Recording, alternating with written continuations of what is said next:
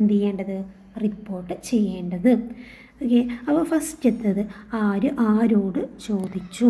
ആരോടാണ് ചോദിക്കുന്നത്? Mister Smith മാർത്തയുടെ അടുത്താണ് ചോദിക്കുന്നത്. ക്വസ്റ്റ്യൻ ആയതുകൊണ്ട് ആസ്ക്ഡ് എന്ന് കൊടുക്കാം. മിസ്റ്റർ സ്മിത്ത് ആസ്ക്ഡ് മാർത്ത അല്ലേ? അതിനുശേഷം ആരോട് ചോദിച്ചു? സെക്കൻഡ് സ്റ്റെപ്പ് ലിങ്കിങ് വേർഡ് എഴുതുക.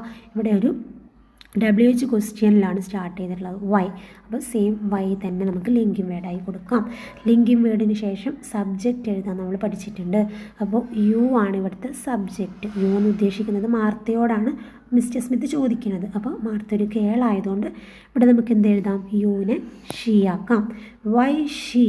പിന്നെ എന്താവും? നമ്മൾ വാസ് ആക്കും. പിന്നെ ഹാപ്പി, സെയിം ഹാപ്പി തന്നെ. അപ്പോൾ mister Smith asked Martha why she was happy. ഇത്രയേ ഉള്ളൂ. ഇത് സിമ്പിൾ അല്ലേ? അടുത്തത് മാർത്തയുടെ റിപ്ലൈ ആണ്. മാർത്ത റിപ്ലൈ ചെയ്യുകയാണല്ലോ. അപ്പോൾ നമുക്ക് എന്താ അവിടെ റിപ്പോർട്ടിംഗ് വേർബ് റിപ്ലൈഡ് കൊടുക്കാം. Martha replied. പിന്നെന്താ? എല്ലാ റിപ്ലൈകളും സ്റ്റേറ്റ്മെൻ്റ് ആണ് എന്ന് നമ്മൾ പഠിച്ചു കഴിഞ്ഞു ഓൾറെഡി. അപ്പോൾ സ്റ്റേറ്റ്മെൻറ്റ്സിനൊക്കെ ലിങ്കിങ് വേർഡ് ദാറ്റ് ആണ് യൂസ് ചെയ്യേണ്ടത്. ഓക്കെ, അപ്പോൾ മാർത്ത റിപ്ലൈഡ് ദാറ്റ്. ഇവിടുത്തെ ലിങ്കിങ് വേർഡിന് ശേഷം സബ്ജക്റ്റ് കൊടുക്കണം. ഇവിടെ ഈ ഡയറക്റ്റ് സ്പീച്ചിൽ സബ്ജക്റ്റ് ഐ ആണ്. ഐ എന്ന് ഉദ്ദേശിക്കുന്നത് മാർത്തയാണ്. അപ്പോൾ നമുക്കിവിടെ ഷീ കൊടുക്കാം. ഷീ. പിന്നെന്താണ്?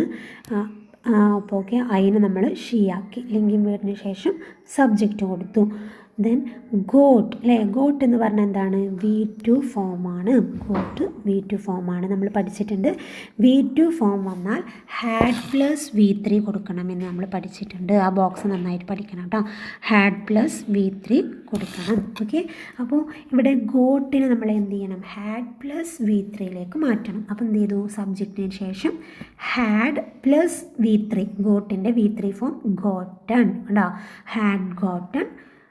Same the scholarship jacket same അതുപോലെ എടുത്തെഴുതുക. അപ്പോൾ എന്തായി?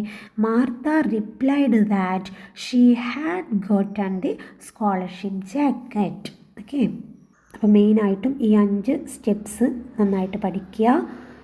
പിന്നെ ഈ ബോക്സും അതുപോലെ അതർ ചേഞ്ചസ് ഒക്കെ നന്നായിട്ട് നോക്കുക. എക്സാമ്പിൾസൊക്കെ ചെയ്ത് നോക്കുക.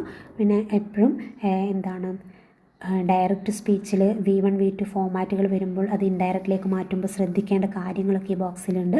അതൊക്കെ വെർബിൽ വരുന്ന മാറ്റങ്ങളും ഓക്സിലറി വെർബിൽ വരുന്ന ചേഞ്ചസൊക്കെ ഒന്നുകൂടെ ഒന്ന് മനസ്സിലാക്കുക. ഓക്കെ, അപ്പോൾ എല്ലാവർക്കും നമ്മുടെ ഡയറക്റ്റ് സ്പീച്ചിനെ ഇൻഡയറക്റ്റ് സ്പീച്ചിലേക്ക് മാറ്റാൻ ഉള്ള കാര്യങ്ങൾ, സ്ട്രക്ചർ, സ്റ്റെപ്സൊക്കെ മനസ്സിലായെന്ന് വിശ്വസിക്കുന്നു.